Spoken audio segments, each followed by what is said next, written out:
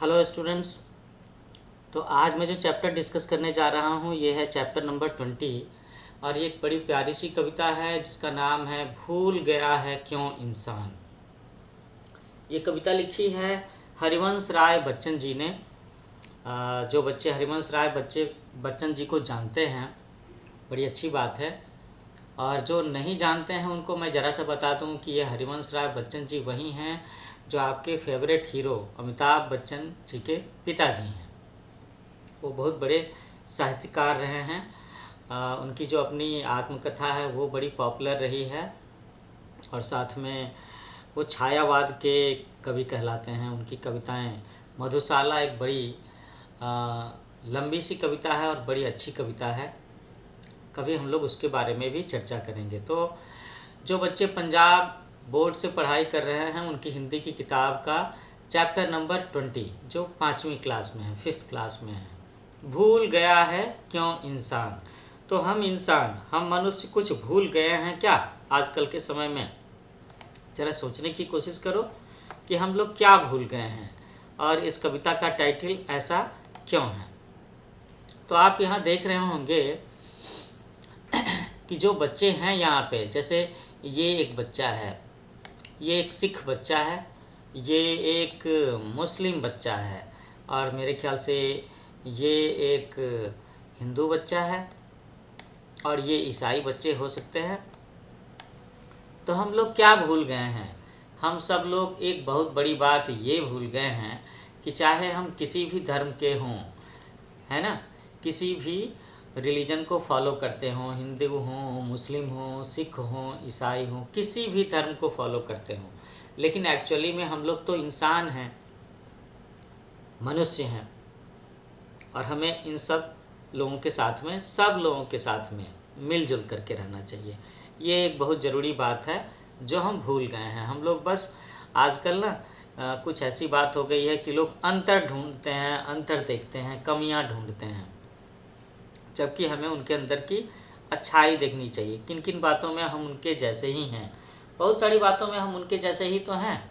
हम सारे इंसान, हिंदू, मुस्लिम, सिख, ईसाई, कोई भी। अब आगे देखते हैं कि हमारे कवि हरिवंश राय बच्चन जी क्या बताना चाहते हैं अपनी कविता के माध्यम से। जो कविता है भूल गया है क्यों इंसान, हम लोग क्या भूल गए हैं। तो वो कहते हैं कि भूल गया है क्यों इंसान, सबकी है मिट्टी की काया, सब पर नभ की निर्मल छाया, यहाँ नहीं कोई आया है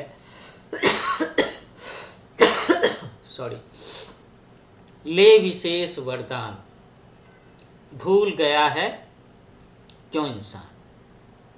फिर से दोहराते हैं। वो कहते हैं कि भूल गया है क्यों इंसान, क्या भूल गया है? कि सबकी है मिट्टी की काया, कि ये जो शरीर है हम सब लोगों का ये मिट्टी का ही तो बना है, और सब पर नभ की निर्मल छाया। नभ समझते हो आप? नभ का मतलब है स्काई। तो हम सब लोगों के ऊपर में आसमान की निर्मल छाया है, सुंदर छाया है, पवित्र छाया है। यहाँ नहीं कोई आया है ले विशेष वरदान। वरदान का मतलब है बून, BOON, बून। ऐसा नहीं है कि भगवान ने हम सब लोगों को, हर आदमी को अलग अलग अब जैसे कि कोई हिंदू है, कोई मुस्लिम है, कोई सिख है या ईसाई है, तो उस पर्टिकुलर धर्म के लोगों को कोई विशेष वरदान मिला हुआ है।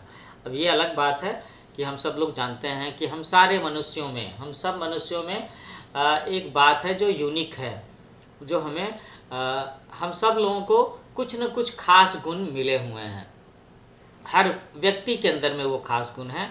यहाँ पर बात ये नहीं है कि पर्टिकुलर किसी धर्म, जैसे कि किसी रिलीजन को फॉलो करने वाले लोगों को ही कोई विशेष वरदान मिला हुआ है, हिंदू को कोई विशेष वरदान मिला हुआ है, मुस्लिम को कोई विशेष वरदान मिला हुआ है, ईसाई को या सिख को कोई विशेष वरदान मिला हुआ है।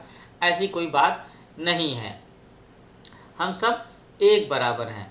तो आखिर ये बात इंसान क्यों भूल गया है, ये कहते हैं कवि। और वो क्या कहते हैं? और वो कहते हैं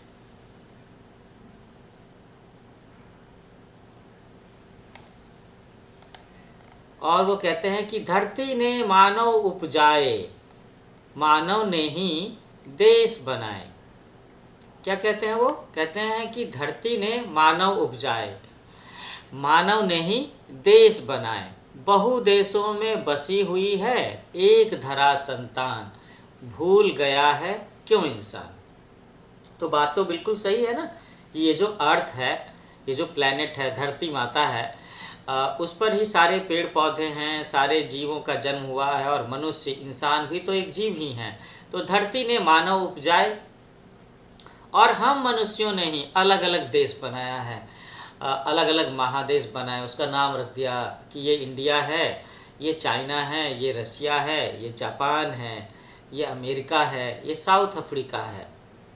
तो ये जो देशों का नामकरण है या देशों का जो क्लासिफिकेशन है वो मनुष्यों ने किया हुआ है अपनी सुविधा के हिसाब से, है ना, अलग अलग रीजनल पार्टीशन के हिसाब से। और उसी तरीके से ये जो सारे के सारे रिलीजन हैं या ये सारे की सारी जो भाषाएं हैं वो सब भी तो मनुष्यों की बनाई हुई हैं। धरती ने तो नहीं कहा कि ये पाकिस्तान है, ये हिंदुस्तान है, ये यूएसए है, ये रसिया है, ये यूक्रेन है, ऐसा तो नहीं कहा धरती माता ने। तो इतने सारे देशों में धरती माता के जो पुत्र हैं, संतान हैं, मनुष्य हैं, इंसान हैं, वो बसे हुए हैं। तो ये बात इंसान क्यों भूल गया है कि हम सारे के सारे मनुष्य इसी धरती माता की संतान हैं। आगे कवि कहते हैं कि देश अलग हैं, देश अलग हों, वेश अलग हैं, वेश अलग हों, मानव का मानव से लेकिन अलग न अंतर प्राण, भूल गया है क्यों इंसान। ये जो पैराग्राफ है इसमें बहुत बड़ी बात लिखी है कवि हरिवंश राय बच्चन जी ने। ये जो आखिरी पैराग्राफ है कि देश अलग हैं तो देश अलग हों, वेश अलग हैं तो वेश अलग हों। देश आप समझ रहे हो ना कि कंट्री है ना, ये सारी जो कंट्रीज़ हैं ये अलग अलग हैं तो ये अलग हो जाएं, कोई बात नहीं। वेश अलग हैं, वेश का मतलब है कि हम लोग क्या ड्रेसेस पहनते हैं, कौन कौन से कपड़े पहनते हैं। कोई शर्ट पैंट पहनता है तो कोई धोती कुर्ता पहनता है, कोई पाजामा कुर्ता पहनता है ना, कोई हैट लगा करके चलता है, कोई पगड़ी लगा करके चलता है। तो कवि कहते हैं कि देश अलग हैं तो अलग हों, लोगों का ड्रेस क्लॉथ अलग अलग है तो अलग हो, कोई बात नहीं। लेकिन मानव का मानव से, मनुष्य का मनुष्य से लेकिन अलग न अंतर प्राण, हम लोगों की आत्मा, हम लोगों के हृदय, हृदय, मैं यहाँ पर इस चीज़ को हृदय कहना चाहूँगा, है ना।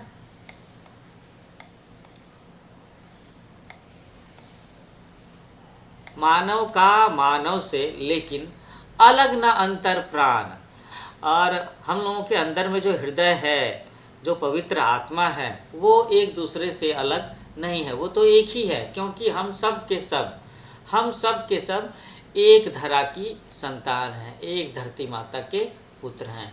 और ये बात इंसान क्यों भूल गया है, और क्यों इंसान और इंसानों में आजकल घृणा की भावना भर रही है, दुश्मनी की भावना भर रही है, एक दूसरे को तकलीफ़ देने की भावना बढ़ रही है। ये नहीं होनी चाहिए, नहीं होनी चाहिए ना, यही बात कवि कहते हैं।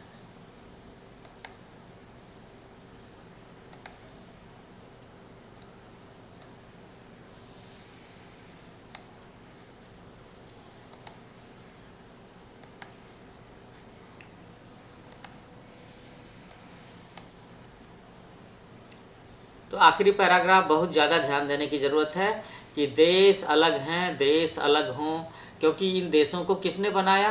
मनुष्य ने बनाया, धरती माता ने नहीं बनाया। मनुष्यों ने नाम दिया कि ये अलग अलग देश हैं।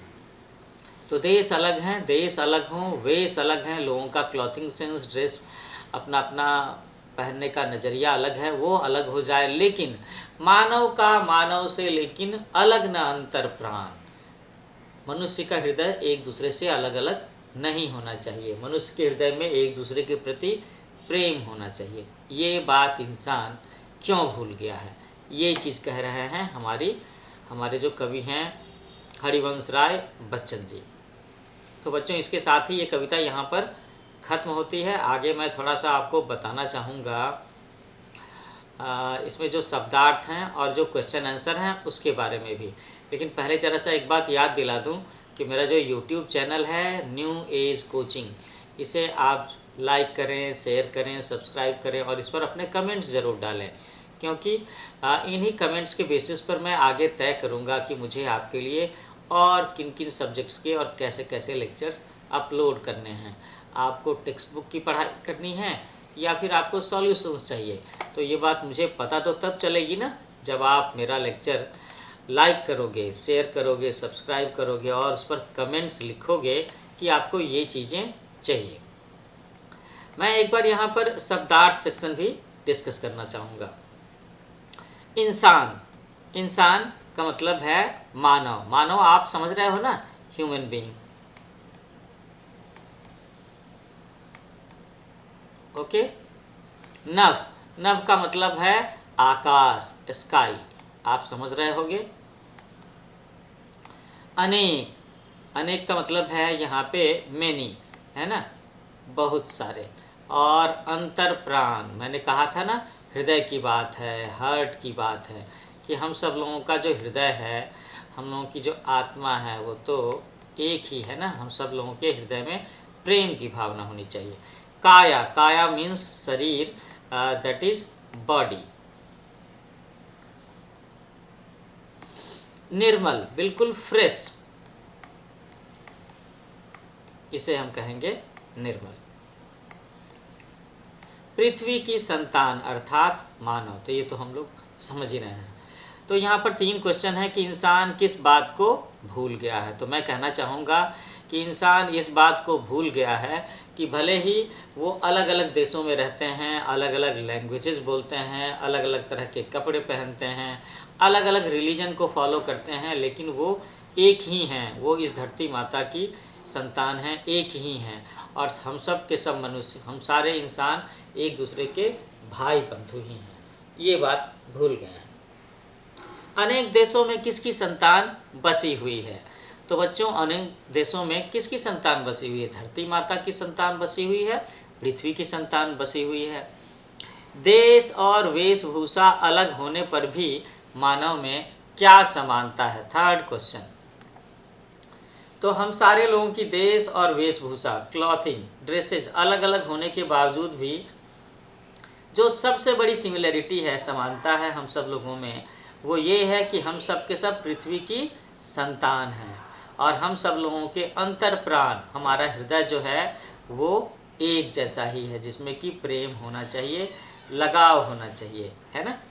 यही है। अब आगे भी जरा सा देख लें कि और क्या क्या क्वेश्चन है। चलो मैं एक बार जरा सा देख ही लेता हूँ कि और क्या क्या क्वेश्चंस है।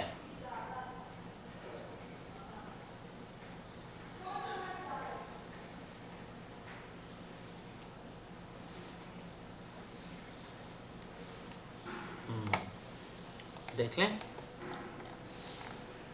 अच्छा, यहाँ पे है सबकी है मिट्टी की काया, सब पर नभ की निर्मल छाया। अच्छा अच्छा, इसको सरलार्थ करना है। कहने का मतलब है कि इसे ज़रा सा एक्सप्लेन करना है कि भाई हम सब लोगों का जो शरीर है वो तो मिट्टी से ही बना हुआ है, और हम सारे लोगों पर, चाहे किसी भी धर्म, देश, लैंग्वेज को फॉलो करने वाले हों, उसके ऊपर में आसमान की छाया भी एक बराबर ही है। और यहाँ पर किसी भी व्यक्ति को कोई स्पेशल वरदान ऐसा कुछ नहीं मिला हुआ है कि वो एक स्पेशल गिफ्ट है। लेकिन ये बात इंसान क्यों भूल गया है। अच्छा, अब इसमें अगला क्वेश्चन है जिसमें हम लोगों को देखना है समान तुक वाले शब्द को मिलाना है। तो काया का छाया बना हुआ है, उपजाए, इसे हम मैच कर सकते हैं बनाए के साथ में, देश को मिला सकते हैं वेश के साथ में, और वरदान, वरदान के आखिर में है ना दान, तो संतान, तान। इसे हम लोग बोलते हैं राइमिंग वर्ड्स बोलते हैं इंग्लिश में।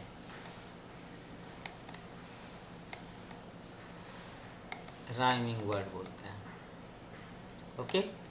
अब चित्र को देख करके 5 पंक्तियाँ लिखनी हैं। ओहो, तो 5 पंक्तियाँ लिखनी हैं। तो आप देख रहे हो ना कि सब लोगों की वेशभूषा ड्रेसेज अलग हैं। ये भारत के अलग अलग रीजन के हो सकते हैं, अलग अलग रिलीजन को फॉलो करने वाले हो सकते हैं। तो बस इसी तरह से आपको लिख देना इनके ड्रेस के बारे में, इनके रिलीजन के बारे में। अगर ये पर्टिकुलर किसी स्टेट को, पंजाब के हों, दिल्ली के हों, केरला के हों, तो उस बारे में भी आप लिख सकते हैं। अगर आपको याद हो ये सारे के सारे ड्रेस कहाँ के हैं, किस एरिया के हैं, तो ये भी चीज़ आप लिख सकते हैं। और इस तरीके से आप 5 लाइन इस पर आसानी से लिख पाओगे।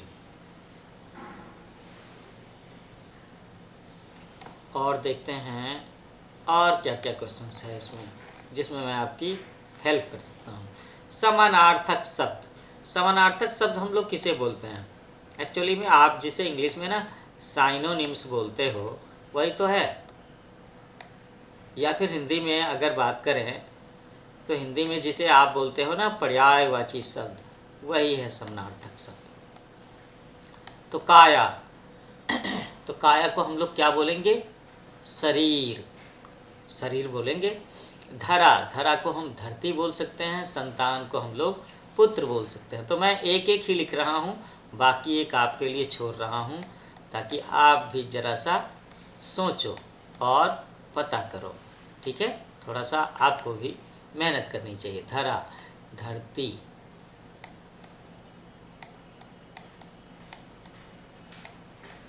और संतान, संतान बोलते हैं ना पुत्र, बेटा, ये चीज़ें।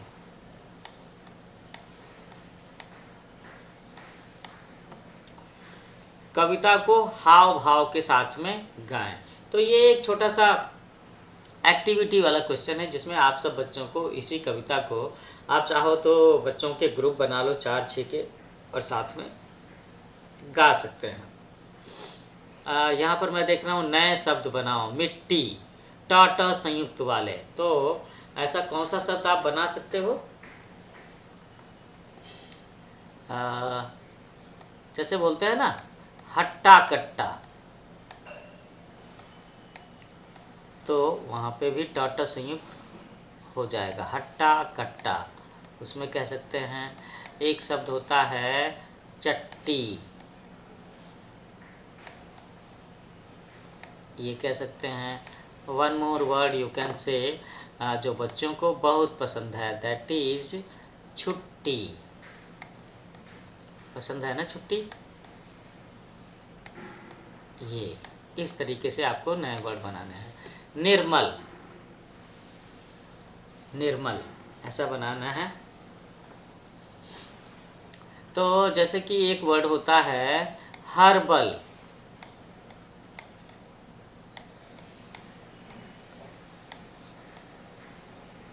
होता है ना। थर्मल,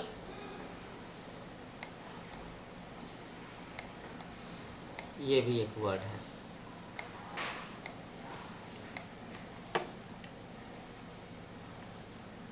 अच्छा, मैं यहाँ पर अपना न्यू एज कोचिंग का फ़ोन नंबर मेंशन करना चाहूँगा। 809 09 40394। तो आप सब बच्चों को अगर मेरे हिंदी पढ़ाने का अंदाज़ पसंद आया हो तो आप मेरे चैनल को लाइक करो, शेयर करो, सब्सक्राइब करो, इस पर कमेंट भी डालो। और आप चाहो तो व्हाट्सएप पर मुझे मैसेज भी भेज सकते हो अगर आपको किसी और तरह की हेल्प चाहिए, गाइडेंस चाहिए तो उसके लिए। तो हम लोग जल्दी मिलते हैं एक नए चैप्टर के साथ में। मैं आगे चल कर के आपके लिए science, English, social studies, computer, उसके भी लेक्चर्स लेकर के आऊँगा। जल्दी मिलते हैं नए लेक्चर सेशन के साथ में। तब तक के लिए take care, bye bye, happy learning with New Age coaching.